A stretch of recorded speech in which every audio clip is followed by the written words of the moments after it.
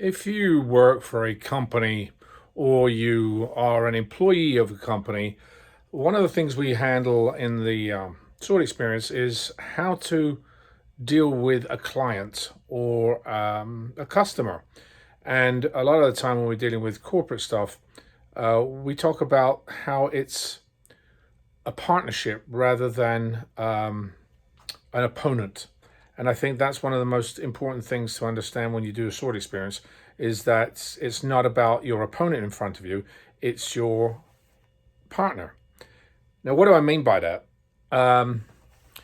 Well, imagine you have a sword in your hand, or if you've had a sword in your hand and you've done a sword experience, you'll know what it's like. When you have somebody swinging something, whether it's a piece of metal or a piece of wood, at your head, you have to duck and dive and decide when the good moment is to move.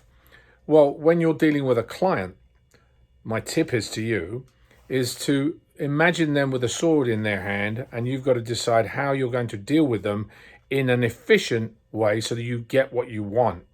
It's a very important thing to understand that sword work's a lot of fun. It's physical, it's therapeutic in many different ways, but it can also be used in daily life when you're dealing with going to the store or dealing with your colleague at work. How would you talk to them if you both were dealing with a weapon in your hand?